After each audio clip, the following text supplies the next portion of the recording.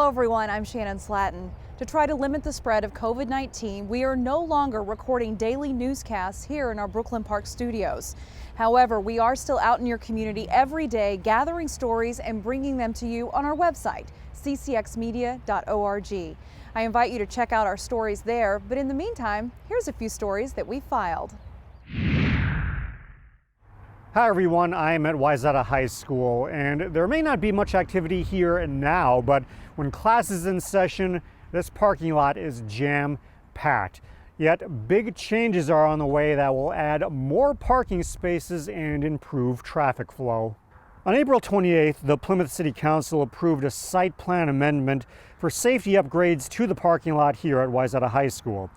That plan calls for adding 73 additional parking stalls, which would bring the overall total to 2,058 spaces.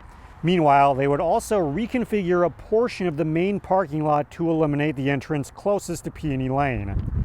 Construction crews would also widen an existing parking lot entrance to accommodate the additional traffic, while another entrance would be moved further to the west. In addition to the parking lot, the City of Plymouth and the Wayzata School District partnered to study and address safety concerns at Peony Lane and Schmidt Lake Road. Several accidents have occurred here in recent years, with some resulting in injuries. Plans include traffic signal improvements, pedestrian safety enhancements, pavement striping changes, and additional turning capacity to the main entrance to Wayzata High School. Plymouth City officials say the construction project should be complete by the start of the new school year. Meanwhile, the City of Plymouth and the Wayzata School District will share the cost of the construction, which is estimated to be about $750,000. Reporting in Plymouth, Delane Cleveland, CCX News. The Courage Kenny Rehabilitation Center in Golden Valley is a virtual ghost town. Hi, I'm Neil Persley for CCX News, and every year in the springtime, they host the Art of Possibilities art show and sale. Well, have no fear, because this year it is still going to go on thanks to some hard work and ingenuity. Courage Kenny, for those of you that don't know, we are, I think, the 5th largest rehabilitation center in the country. And so we are a nonprofit organization, and we rely on community support to be able to offer many different types of programs and services that are sort of outside what insurance might pay for or cover in someone's rehabilitation. So this art show helps us to fundraise a little bit for our programs and services at Courage Kenny, but most of the purchase price goes directly to the artists themselves. And we are just all about helping to promote these artists. A lot of them are kind of bummed this year because a lot of art shows are canceling. So this year we have 175 local and national artists who all have a disability, who have submitted their artwork.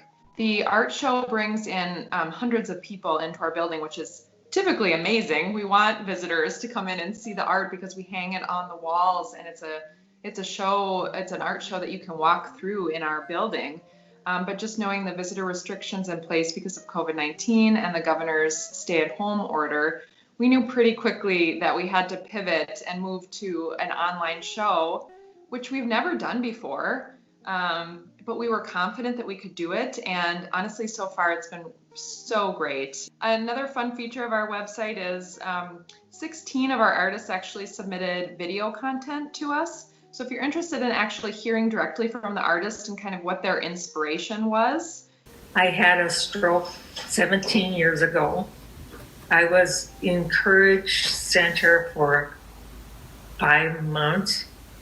I had to learn to paint with my left hand. I was so happy that I could paint again. Art has become for me, though, an outlet of creativity, something to be good at, and has evolved to be my career path in life. Life is art and art is life. Never give up. I never knew I was an artist until a traumatic brain injury ended my career as a child psychiatrist. Sculpture allows me to process feelings of sadness, anxiety, and loss.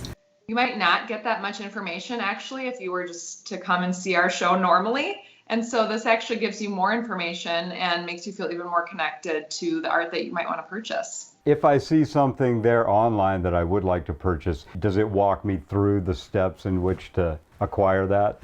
Yeah, so purchasing art is actually very simple. It's similar to any sort of online shopping experience. Purchasing the art is as easy as a mouse click, and enjoying all the talent on display is well worth your time. In Golden Valley, Neil Persley, CCX News.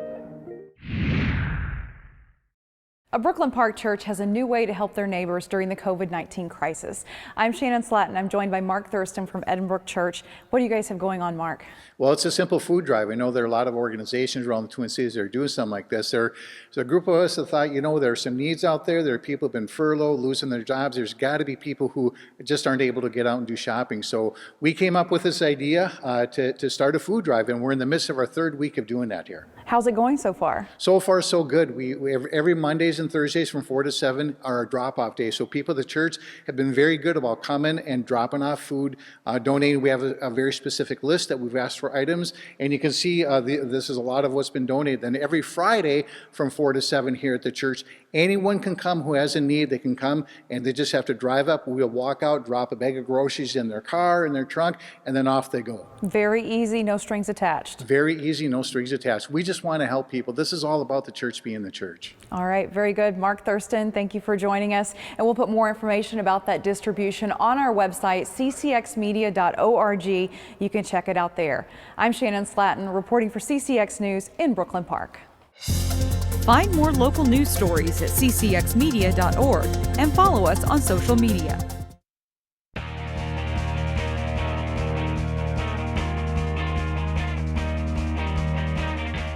I'm John Jacobson with sports.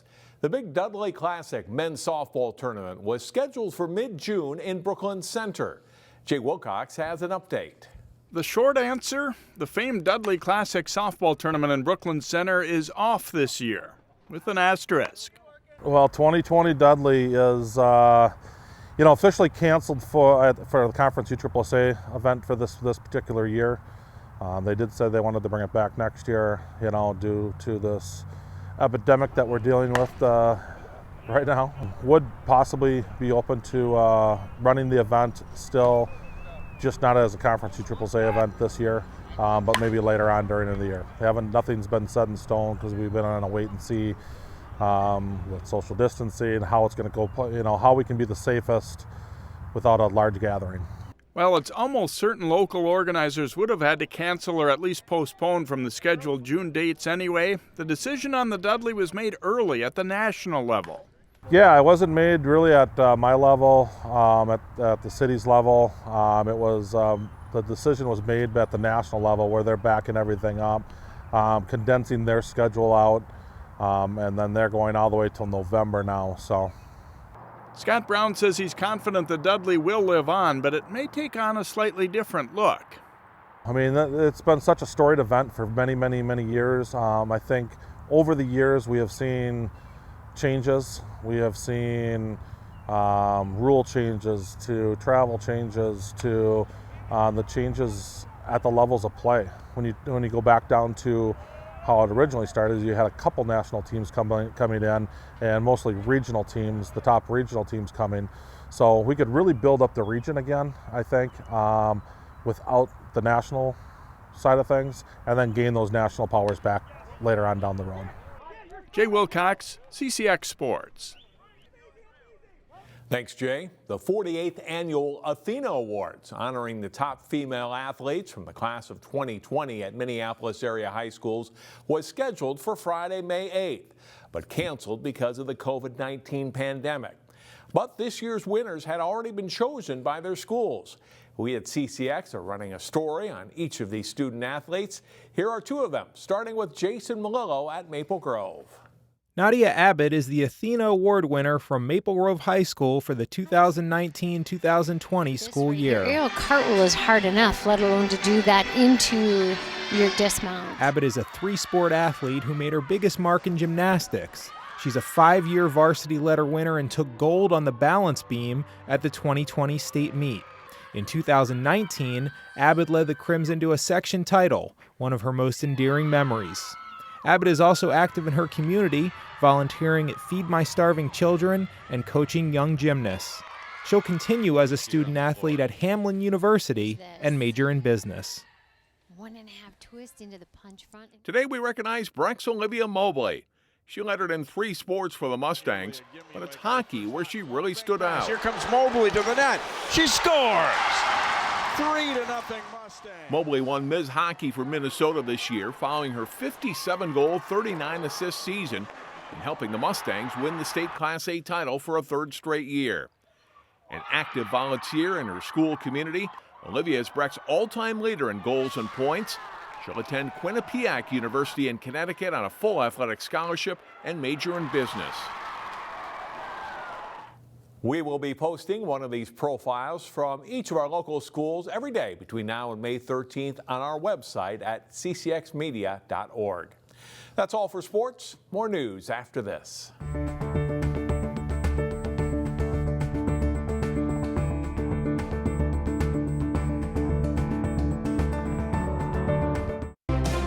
Find more prep sports games and highlights at ccxmedia.org and follow us on social media.